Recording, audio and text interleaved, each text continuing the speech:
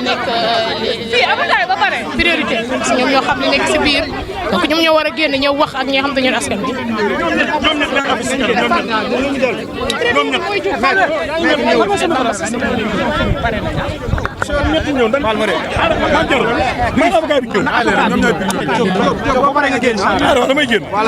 voilà ñu xaar ki nga xam ne moom mooy maître Bamba Cissé ak maître Abdoulaye voilà Fall ñu ngi noonu Ndiaye kay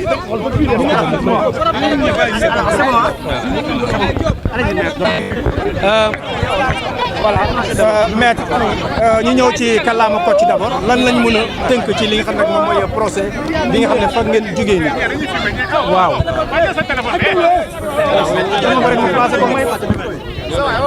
léegi tey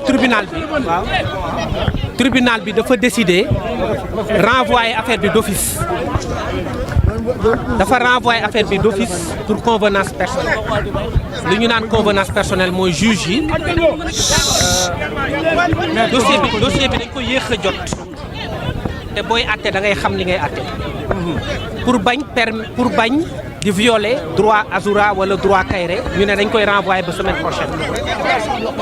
loolu moo tax ñu yóbbu ko semaine prochaine le 22 mai léegi ci kaw loolu yoon dafa ne bu fekkee ni dañu renvoyer benn affaire avocats yi am nañ droit demander liberté provisoire ci kaw loolu man maître Abdinar Ndiaye mi maître Brice Silva mi maître Ciré Clédor Ly ak maître Saïd Larifou ak ñëpp ñu ànd ak ñun ñëw demander liberté provisoire boobu gannaaw bañ ko laajee ba pare juge yi dañu ne Azoura Fall situation médicale am mayu ko muy toogaat ci prison bi pour bañ mu aggravé wu dañ koy bax mu dem ñibbi mooy bàyyi ndigandiku Kairé nag dañ koy téye ba le 22 mai ñu àtte leen ñoom ñaar ñëpp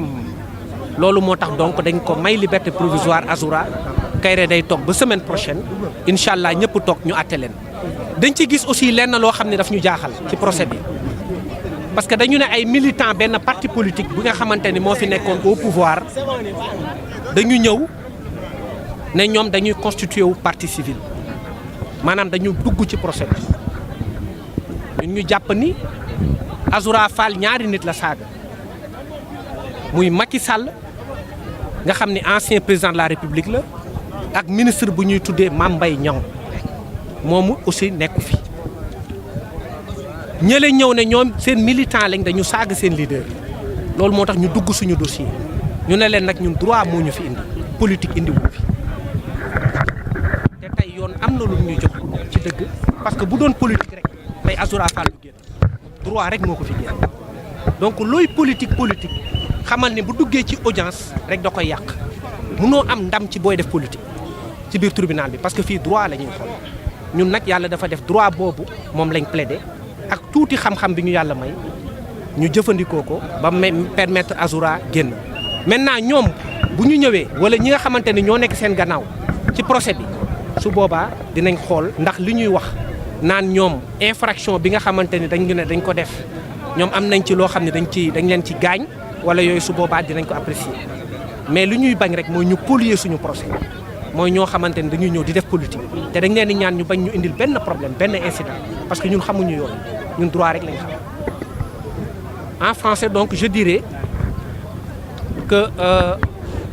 à la suite d'une décision d'office qui a été ordonnée par les juges du tribunal de grande instance hors classe de Dakar, monsieur Azoura Fall et Kairé ont fait l'objet d'un renvoi au 22 mai, le dossier bien entendu. Le renvoi est tiré du motif d'une convenance personnelle qui ne peut pas être étalée sur la place publique. Mais en tout état de cause, les juges ne sont pas encore suffisamment préparés pour juger l'affaire parce qu'ils ont reçu le dossier très tardivement hier. Ça se conçoit bien et ça se comprend. Parce que pour juger des hommes aussi, il faut connaître ce sur quoi porte leur affaire. Donc nous nous en réjouissons. Pour nous, il n'y a pas de problème sur le principe. Maintenant, le renvoi ayant été ordonné au 22 mai, il nous est loisible, conformément à la loi, de demander la liberté provisoire. Et nous-mêmes, Maître Abdinar Ndiaye, ici présent à ma droite, Maître Brice Silva à ma gauche, Maître Siré Clédorli et Maître Larifou Saïd, ainsi que d'autres excellents confrères, ont participé à demander une liberté provisoire de M. Azoura Fall et de M. Kairé. Le tribunal s'étant retiré pendant un temps plus ou moins long, malgré l'opposition du parquet, parce que le parquet s'est opposé à la demande de mise en liberté provisoire. Le tribunal a passé outre et a ordonné la liberté provisoire de M. Azoura Fall, qui avait un dossier médical très parlant, qui avait été produit depuis l'enquête préliminaire. Azoura Fall a été mis en liberté provisoire et Kairé maintenu jusqu'au 22, date à laquelle ils seront tous les deux jugés et feront face à leur juge. Ce qui nous a gênés dans l'affaire, c'est la présence d'un cheveu dans la soupe. Parce que nous ne faisons pas de la politique. Nous faisons du droit. Des militants d'un parti politique se sont incrustés à notre affaire pour dire qu'ils se constituent partie civile. On ne les connaît pas. Ils n'ont pas été victimes d'injures. C'est Macky Sall qui a été destinataire des injures dont on parle. Et M. Mamba Niang. Et nous allons démontrer que cette constitution de partie civile est irrecevable. Et mieux, elle est même ridicule, parce que ça va polluer le procès. Nous ne tomberons pas dans le piège de la politisation, nous resterons sur le terrain du droit. Parce que ce qui a permis aujourd'hui à Azoura Fall de sortir, c'est le droit, ce n'est pas la politique. Le message qu'on peut retenir de cette affaire, dans l'ensemble, c'est que la justice est devenue impartiale. Quel que soit le bord par lequel on peut se situer, si on transgresse les normes sociales, on doit faire face à la justice. Et soyons prêts à faire face à la justice par quelque bord que ce soit. Si demain, on prend un militant d'un bord, qu'il ne crie pas sur tous les toits qu'il a été injustement arrêté. Parce que l'exemple a été donné. Le tocsin a été sonné. Azoura Fall qui est parti, qui est membre du parti au pouvoir, ainsi que Kairé ont été emprisonnés et Kairé le sera encore au moins pour une semaine. Donc le message a été compris et je pense que ça a été compris non seulement par le parti au pouvoir, mais par toutes les parties. Et ceux qui décriaient la justice n'ont plus d'arguments. Si on les arrête demain, ils doivent faire face à la justice et de façon digne, sans crier sur tous les toits, quelque injustice que ce soit. Donc c'est le message qu'on peut retenir du procès Azoura Fall et Kairé. Voilà, merci.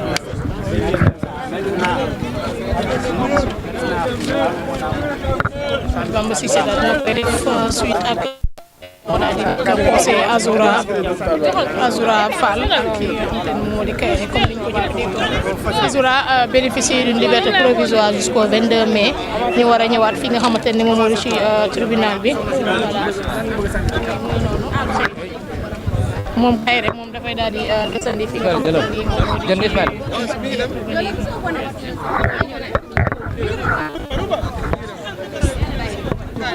man maa ngi tudd Soxna Dia nekkoon Pastef ànd beer bokk Pastef depuis 2015 dama am lu ma bëgg a dolli rek gannaaw ba ma ñaanalee Azoura yàlla génnee na ko ci waaye di ñaanal Kairé tamit yàlla génnee ko si yéen patriotes yi maa ngi leen di ñaan ki nga xam ne mooy suñu leader du suñu président parti bu leen fàtte ni système bi fi nekk bari na loo xam ne changé gut te liñ bëgg suñ ko amee Ousmane Sonko mooy téye mbaar mi nga mooy kenu bi nga xam ne moo téye mbaar mi te suñ ñu jëlee ñun patriotes yi dóor ñu ci kaw Ousmane Sonko président Ousmane Sonko dina daanu te bu daanoo mbaar mi tuuru Ousmane Sonko mooy kenu bi maa ngi ñaan patriotes yi delloo si leen seen xel ngeen xam ni président Ousmane Sonko xam na fi mu ñu jëlee te xam na lim ñu bëggal te xam na fan la ñu jëmee nañu am patience nañu déglu suñu leader nañ ko gëmee woon ba dara dul dara mu jàkkaarloo ki fi nekkoon di xeex ak moom ba jëlee ko fi mu toog mu leer ko naññi xam ban yoon lay jaar pour yóbbu ñu fi mu ñu bëgg a yóbbu nañ am patience nañ ànd ak yar nañ ànd ak teggin nañu déglu suñu leader nañ ko daan dégloo nit nag boo yëkkatee lu diis teg ko ci loxoom jot ba mu amoon di mën a génn di wax ak yow soo ko woowee jot ko loola bu ca continuer fi ngeen bëgg réew mi àgg fa du fa àgg képp kuy patriote maa ngi lay ñaan nga delloo si sa xel te xam ne système bi Macky Sall rek a dem waaye lu bari changé gul te comme changé gul nag te am nañu doole am nañu xaalis te ñun ay pauvre lañ ndax sàccuñu fenuñu xam nañ nag fu ñu jëmee réew mi maa ngi leen da ñaan yéen ñëpp ngeen delloo si seen xel te def lu ñu suñu leader santuñu ay saaga santuñu xuloo santuñu xastante képp koo xam ne bëgg ngaa wax am nga loo fësal ndax ñi ngi liggéey suñu ñaari frères yi nag ñi ngi leen di supporter 100% ñi ngi ànd ak ñoom 100% tey ñaanal leen yàlla ñu génn ceeg jàmm te buñ ci génnee ñu focus ci leneen wane liggéey bi Seydina Ousmane di liggéey ak suñu président Bassirou Diomaye Faye maa ngi ñaan képp kuy patriote boo déggee sama kàddu yi bul ma jàpp ci sama jëmm ju xeebu ji nañ xam ne ñun ñoo bokkoon liggéey bi di ko liggéey ñun ñoo bokkoon di xeex di bëgg a jot ci réew mi nañu gëm suñu leader te wóolu ko te fonk ko te delloo ko cëreem te xam ne bu dul woon ak moom a tey lii ñu am duñ ko am fii yàgg nañ fay taxaw ñu dañu sànni ay lacrymogène ak di ñu rey ak di ñu tëj jàmm ji ñu nekkee Seydina Ousmane ñu ko may gëm giñ ko gëm ba bu ñu joxañee ñu def nañ continuer di ko gëm di ko wóolu te di ko fonk te di ko jox cëram wasalaam. voilà Alaaji. jërëjëf Alaaji Rafet moom tamit bëgg na ci sànni ay kàddu. avancé tuuti ndax cybersécurité ba tey ñu ngi lay gis ni nga ñëw daal di taxaw ci li nga xam ne moom mooy affaire Azoura Fall lan nga ci mën a sànni ci tënk ci kaddu ginnaaw bi mu amee liberté provisoire. waaw Ousseynou Kairé nekk kaso ba le 22. waaw di ci kontaan rek di gën a gërëm suñu justice xam ni dëgg rek mooy mujj waaw xam ni dëgg rek kat bi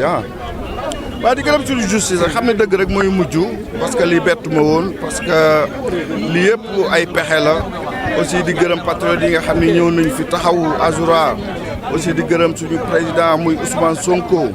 muy nit ku baax nit koo xam ni wax dëgg yàlla waxoon naa leen ko nee naa leen jàppuñu Azoura Ousmane Sonko dañu jàpp parce que Ousmane Sonko ak Azoura wax dëgg yàlla benn nañu kon nag di ñaan Sénégal rek yàlla def fi jàmm di ñaan ñu góorgóorlu jàppale ñi nga xam ni ñooy Diomaye Ousmane xam ni ñoom li leen tax a jug mooy liggéey Sénégal ñoom seen bopp taxu leen a jug kon nag nañu booloo mu Ousmane Sonko woo na ñëpp waaw ñëpp la woo pour ñu liggéey Sénégal xam ni Sénégal ñoo ko moom te bu suuxee ñun la suuxal di wax rek nañu bàyyi aussi saboté bi parce que saboté bi tamit lépp loo def Sénégal rek ndax yaa ngi ci biir gaal gi te bu yàqoo rek ñëpp la yàqool di wax tamit gis nañ fi temps yi mbiru góor jigéen yi di wax affaire góor jigéen yi noonu yi nga xam ne dañoo jug pour salteel liggéeyu Diomaye ak Ousmane Sonko ñoo fiy dugal góor jigéen yi pour peuple Sénégal jug pour attaquer ñi nga xam ne mooy Ousmane Sonko wala Diomaye di wax nag Sénégal ñoo ko bokk ñu ngi woote jàmm di woote dal di woote ñëpp ñëw jox loxo président Ousmane Sonko ñu liggéey Sénégal te bàyyi saboté bi loolu mooy seen Ousmane yàlla moo ko fal te saa bu ko neexee la ko fiy dindi kon nañu rafetal xam ne àddina am solo di gërëm nag di leen gërëm yéen journalistes yi di ñaan état bi teg jàppale leen parce que sonn ngeen wax dëgg yàlla maa ngi ñëwoo Ousmane Sonko mu jàppale leen parce que depuis boobu toogu leen nelawu leen lekku la yéen a ngi si naaj bu tàng wi wax dëgg yàlla kon nag yal na yàlla def Sénégal jàmm ci barke Mouhamadou Rasulullah sallallahu alayhi wa sallam jërë ngeen jëf di aussi di gërëm Abbas Fall di gërëm monsieur le ministre Birame Souleye Diop di gërëm Waly Bodian ñi nga xam ne chaque jour ñu ngi jege askan wi